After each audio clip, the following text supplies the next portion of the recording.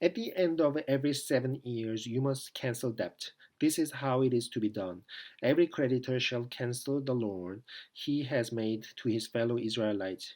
He shall not require payments from his fellow Israelites or brother, because the Lord's time for the canceling debt has been proclaimed. You may require payments from a foreigner, but you must cancel any debt your brother owes you. However, there should be no poor among you, for in the land the Lord your God is giving you to possess as your inheritance, he will richly bless you.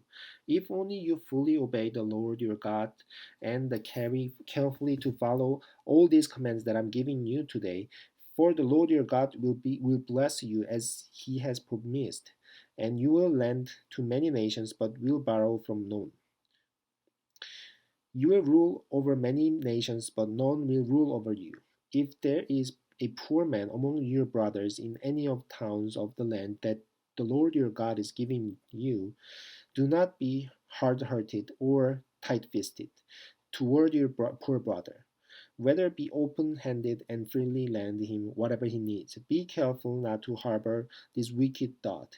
The seventh year, the year for canceling debts, is near, so that you do not show ill will towards your needy brother and give him nothing. He may then appeal to the Lord against you, and you will be found guilty of sin. Give generously to him, and do so without a grudging heart. Then, because of this, the Lord your God will bless you in all your work and in everything you put your hands to. There will always be poor people in the land. Therefore, I command you to be open-handed toward your brothers and toward the poor and the needy in your land. If a fellow Hebrew, a man or a woman, sells himself to you and serves you 6 years, in the seventh year you must let him go free. And when you release him, do not send him away empty-handed. Supply him liberally from your flock, your threshing floor, and your winepress. Give to him as the Lord your God has blessed you. Remember that you were slaves in Egypt, and the Lord your God redeemed you. That is why I give you this command today. But if your servant says to you, I do not want to leave you because he loves you and your family and is well off with you, then take on all and push it through his earlobe into the door, and he will become your servant for life. Do not do the same thing for your maidservant. Do not consider it a hardship to set your servant free, because his service to you these 6 years has been worth twice as much as that of hired hand.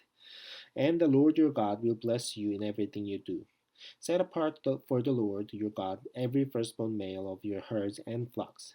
Do not put the firstborn of your oxen to work, and do not share the firstborn of your sheep. Each year you and your family are to eat them in the presence of the Lord your God, at the place he will choose. If an animal has a defect, is lame or blind, or has any serious flaw, you must not sacrifice it to the Lord your God. You are to eat it in your own towns. Both the ceremonially unclean and the clean may eat it, as if it were gazelle or deer. But you must not eat the blood. Pour it out on the ground like water.